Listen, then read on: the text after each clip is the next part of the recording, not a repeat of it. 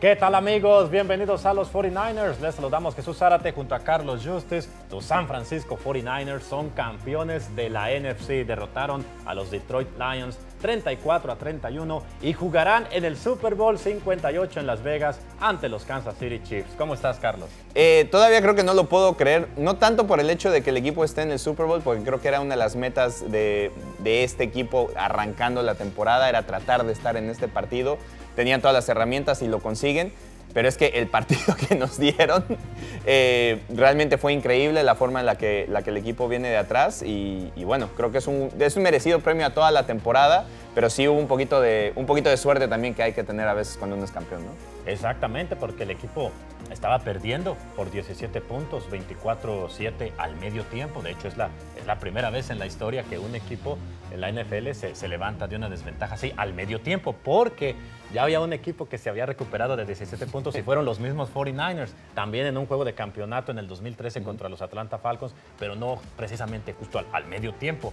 En el medio tiempo, teniendo una desventaja de 17 puntos, es la primera vez que un equipo se recupera para terminar ganando ese encuentro en un juego de campeonato. No, y además yo creo que llega en el peor momento, ¿no? El equipo creo que jugó la peor mitad que jugó en toda la temporada, sobre todo en la defensiva, ¿no? La defensiva había tenido muy buenos números, había liderado la NFL en intercepciones, había permitido muy pocas yardas, pasaron 51 partidos para que un corredor rompiera más de 100 yardas y de repente viene esta primera mitad y Detroit estaba corriendo a placer, ¿no?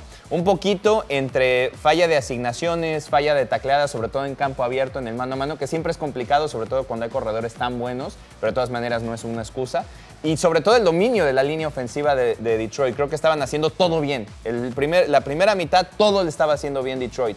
Y a los Niners no les salía nada, sobre todo en la defensiva, ¿no? Y a la ofensiva, sabemos que también la defensiva de Detroit era una defensiva muy complicada, había bastante presión sobre Brock Purdy, Brock en ese momento no había salido tanto de la bolsa de protección, incluso la intercepción que llega ya después de que lo tocan en la mano, entonces era la tormenta perfecta, nada estaba saliendo, nada estaba carburando.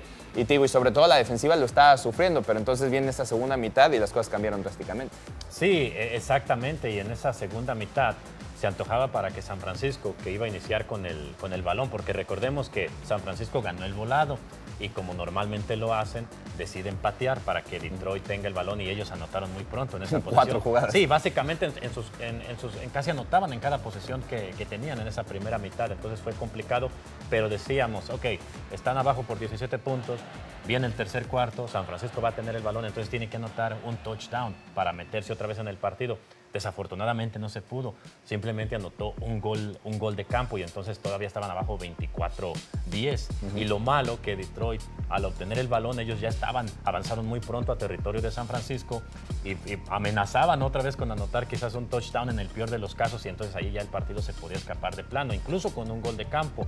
Pero después, cuando la defensa de San Francisco, hay que darle mucho crédito que hizo los ajustes correspondientes, logra llevarlos a una tercera oportunidad y uno pensaba, quizás se viene el gol de campo, pero bueno, Dan Campbell es un entrenador en jefe muy agresivo, decide ir en cuarta oportunidad y allí cambia el partido. Ese es el momento que cambia el juego a favor de los 49ers porque San Francisco los detiene en cuarta oportunidad y a partir de allí, Carlos, se viene la remontada. Fíjate que yo me atrevería incluso a decir que el partido cambia, o sea, sí tienes razón en esa jugada en particular, pero el partido creo que cambia cuando Dan Campbell en la primera mitad decide patear un gol de campo en cuarta oportunidad para ponerse 24 puntos arriba.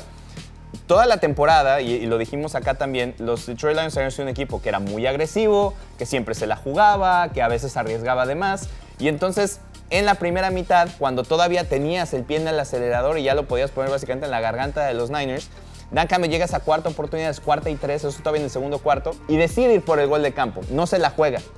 Y creo que mentalmente el hecho de traicionarse a sí mismo en su filosofía hizo que entonces, cuando viene esa primera serie ofensiva del tercer cuarto, ahora sí decide ir por esa cuarta oportunidad, acaba entregando el balón, los Niners avanzan, anotan y después ahí viene el cambio del momentum, ¿no? Lo decía George Kittle en la conferencia de prensa, que los analistas no creen en esas cosas, ¿no? Que la inercia se siente, que el momento de partido cambia, pero es que la realidad es que emocionalmente sí tiene una carga fuerte, porque en ese momento los Niners sienten que tienen vida, que tienen esperanza, y en ese momento de sentir esperanza comienza la remontada, porque vienen con un drive muy bueno, viene la anotación e inmediatamente la defensiva responde con una gran jugada, que es tener un balón suelto, y en el momento en que Detroit se ve que está solamente 7 puntos arriba, comenzaron a caerse emocionalmente, porque entonces en el siguiente drive tiran 2 balones que eran sumamente atrapables. Creo que dentro de todo, a pesar de que a lo mejor en los números Jared Goff termina teniendo un día muy discreto,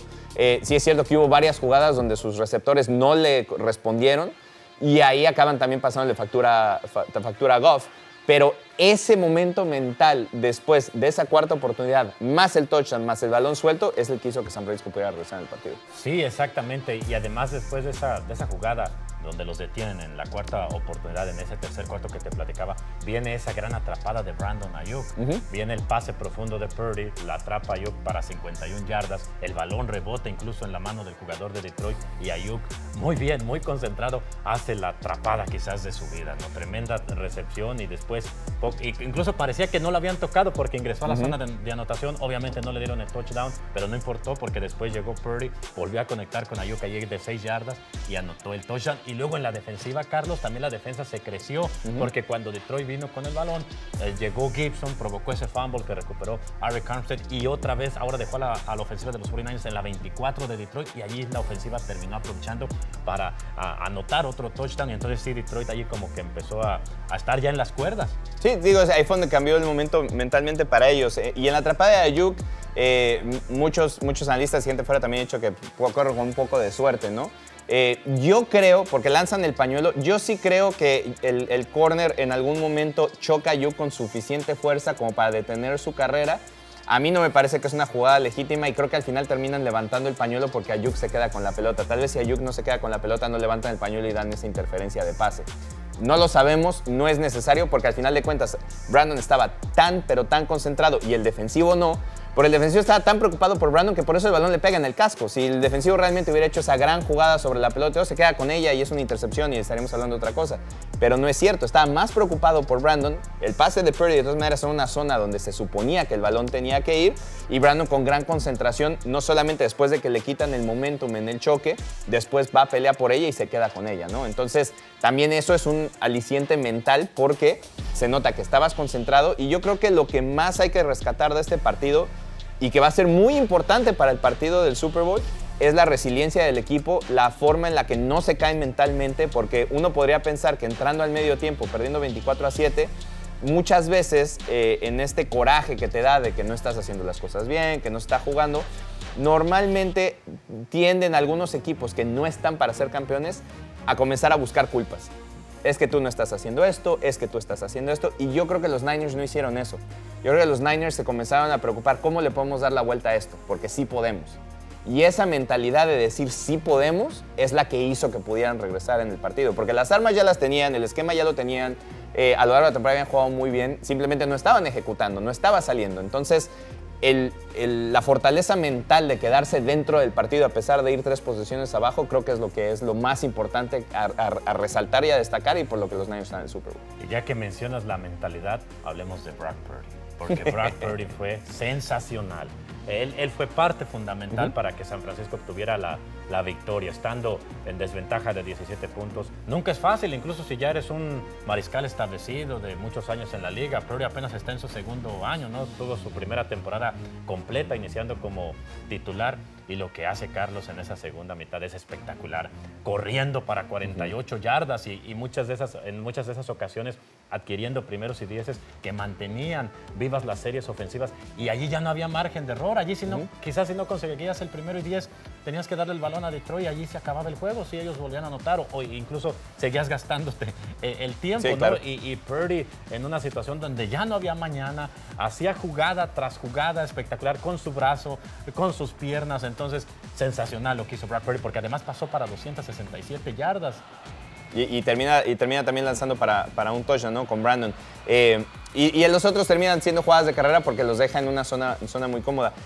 Podríamos decir que Brock no se cargó el equipo al hombro, se cargó el equipo a las piernas, ¿no?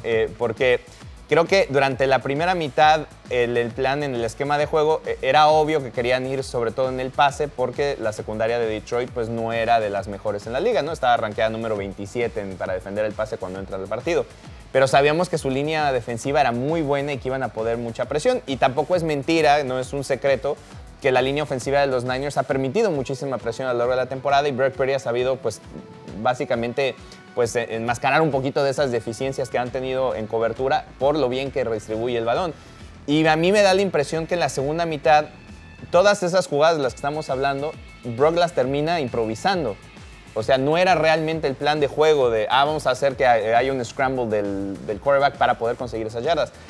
Brock comenzó a sentir que, ¿saben qué? Es que cada vez que estoy sintiendo la presión, me están tocando, me están desviando pases, acabé de tirar una intercepción porque me pegan en la mano. Entonces, en vez de hacer eso, dijo, voy a ver si tengo el espacio, lo voy a aprovechar. Y muchas veces vimos que eso pasaba precisamente porque la defensiva, sobre todo en la secundaria, se iba hacia atrás, incluso con los linebackers, para poder cubrir precisamente a los receptores de San Francisco. Y en ese gap que quedaba, Brock lo supo aprovechar. Dijo, aquí tengo un espacio, comenzó a correr, comenzó a encontrar el espacio, que creo que es una de las cosas que, si bien es cierto, es parte de su repertorio, tal vez a lo mejor no lo enseña tanto, no es un quarterback como Josh Allen o como Lamar Jackson, que sabes que va a correr, pero tienes que estar atento porque Purdy demuestra jornada tras jornada que siempre tiene un as bajo la manga y aquí te demostró que puede correr. Y entonces conseguir esas yardas y tener esa visión sobre todo de saber, aquí me la puedo jugar, aquí puedo correr y después pelear por ellas, porque 2 veces la arriesgó el físico también diciendo, no, yo quiero seguir avanzando. Es lo que hace también que el quarterback de los Niners haya tenido tan buen partido. Claro, y por supuesto ya hace muy buenos quiebres, cómo esquiva a rivales. Es realmente un gran mariscal.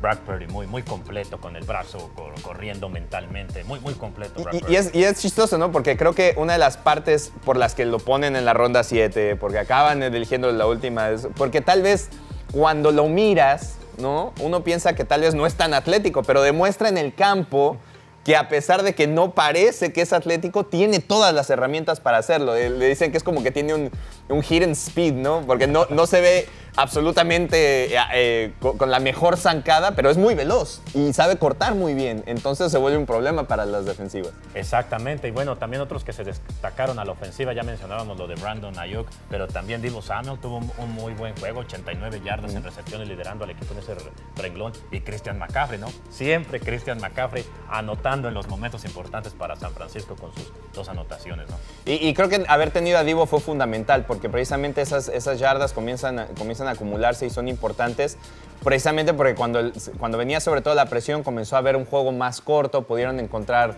en los pases pantalla de Deebo Samuel, ¿no? Los tunnel screens, los bubble screens, los hitches, ahí pudieron comenzar a distribuir el balón y Deebo comenzó a mover el balón y ya la presión ya no se sentía tanto, ¿no? Y después Christian a lo mejor también no pudo ser tan dominante en tierra, sabiendo que también otra vez Detroit era la mejor defensiva por tierra, pero siempre te hace pagar de todas maneras, ¿no? Lo pusieron en situaciones cortas y acaba anotando 2 veces. Sí, y aún así llegó a 90 yardas por tierra, no rebasó a las 100, pero 90 yardas, para nada despreciables, ¿no? Y bueno, ya también del lado de la defensa ya mencionamos lo que hizo Gibson, ¿no? Lo que hizo Armstead, Gibson provocando ese balón suelto, Armstead recuperándolo, pero también Bosa se destacó con 2 sacks y Fred Warner liderando al equipo con 13 tacleadas. De hecho, Fred Warner ya es el 49er que más tacleadas tiene en la historia de los 49ers en los playoffs. Sí, yo creo que Nick tuvo que salir y demostrar por qué está entre los mejores pagados, por qué es uno de los mejores jugadores de la liga, por qué se llevó el premio al defensor del año el año pasado. Y también se echó en ese sentido tener que ganarle a la línea defensiva en los manos a manos y consigue esas 2 sacks que son importantes. Sí es cierto que en un par de ellas consigue una sack muy grande y después entregas el tercero y largo, ¿no? Y entonces ahí era creo que uno de los problemas principales que estaba teniendo San Francisco. En los ajustes, Fred también ayudó bastante porque él habíamos dicho que era una parte fundamental para detener el juego terrestre. Lo habían detenido muy bien porque había veces que, te digo, la línea ofensiva de Detroit era tan dominante que tapaba todos los huecos. No había nadie que pudiera entrar por ese espacio y habría un buen canal para que entonces Montgomery y Gibbs pudieran correr. Pero poco a poco Fred comenzó a tratar de buscar otras opciones y estuvo deteniendo ya en la segunda mitad. Comienza a tener muchas tacleadas detrás de la línea de golpeo, sobre todo a Gibbs le pega 2 veces monumentalmente y acaba teniendo solamente 34 yardas por tierra el equipo de Detroit, ¿no? Y te digo, para mí eso es lo que demuestra por qué esos jugadores están hoy por hoy tanto en el Pro Bowl, que no van a jugar por suerte, como en el All-Pro Team, ¿no? El hecho de que puedan hacer esos ajustes y de todas maneras tener un impacto, porque necesitaban un solo buen drive en la defensiva para poder demostrar que ahí estaban, y en cuanto olieron sangre, como se dice, se vieron encima y ya no pudo hacer nada Detroit. Exacto. Ahora, para finalizar, ya estaremos obviamente la semana que entra entrando más a fondo a las claves del juego contra Kansas City y todo lo que normalmente hacemos en el cierre del programa. Pero ahorita también, ya para finalizar, es importante mencionar primero que Kyle Shanahan dijo que los únicos dos lastimados, Carlos, del juego contra Detroit fueron Ambry Thomas y George Kittle. Pero la buena noticia es que ambos están día a día. Ambry Thomas con un problema en el tobillo y Kittle con un problema en el dedo del pie. Pero el hecho de que estén día a día, esos son buenas noticias. Y también dijo que en cuanto al plan de juego, la preparación para esta semana, antes de viajar a Las Vegas, dice él que les va a dar de descanso martes, miércoles y regresan a entrenar jueves, viernes y sábado, y después viajan a Las Vegas el equipo. Y dice también que quiere finalizar la mayoría del plan del juego y todo el trabajo pesado antes de viajar a Las Vegas, porque dice que por experiencia propia, hablando con otros entrenadores a lo largo de su carrera, con otros equipos, dice él que lo mejor es hacer todo el trabajo pesado antes de llegar a la ciudad donde se juega el Super Bowl, en este caso Las Vegas, porque después se vuelve todo más agitado. Dice, después si se necesita, ya estando allá puede hacer ajustes, algunos cambios, pero hacer la mayoría del trabajo aquí. Entonces, mencionando todo esto, ¿cuáles son tus primeras impresiones, aparte de lo que dijo Shanahan, y también de ese partido contra Kansas City? Va a ser un partido muy, muy complicado, ¿no? Porque más allá de todo lo que pueda, y obviamente Kyle va a tener que armar todas estas, y podemos entrar más a fondo la semana que entra. Sabemos que está una gran defensiva, porque creo que esta es la mejor defensiva que ha tenido Patrick Mahomes desde que está en Kansas City, entonces va a ser muy complicado poder atacarla. Y vimos cómo detuvieron a los Ravens esta semana. Creo que fueron la clave principal de que el partido estuviera a la mano y que acaban ganándolo, porque se enfrentaron a otra defensiva que también les puso las cosas complicadas, y creo que ahí está la ventaja, pero tienen a Patrick Mahomes y tienen a Travis Kelce. Y más allá de lo que puedas, porque puedes planear el mejor juego perfecto de cómo llegarle, Patrick Mahomes hace cosas que ningún otro quarterback puede hacer, y eso lo sabemos. Entonces, para mí la clave principal, que va a ser la más importante, es que tienes que tratar de mantener a la ofensiva de Kansas City fuera del campo el mayor tiempo posible. ¿Cómo lo va a hacer Kyle Shanahan? Ya estaremos analizando a lo largo de la semana cómo lo puede hacer, pero la parte más importante es que te vas a enfrentar a un equipo muy difícil, con el mejor quarterback de la liga, un quarterback de época, porque no podemos decir que de estos 6 AFC Championships que ha llegado de manera consecutiva, que es una locura, te vas a volver a enfrentar a él. La ventaja es que tienes una revancha, que muchos de estos jugadores tuvieron ya que pasar por esto en el 2019, que iban ganando ese partido porque habían planteado un muy buen partido, entonces tienen las herramientas, pero ahora con toda la experiencia y lo que saben, creo que lo pueden encarar diferente, y ojalá y se dé la victoria. Pues bien, totalmente de acuerdo. Amigos, esperemos que hayan disfrutado de este programa de los 49ers, y ya lo saben, nos encontraremos la próxima semana para entrar de lleno a ese partido del Super Bowl 58 entre tus San Francisco 49ers y los Kansas City Chiefs. Desde Las Vegas.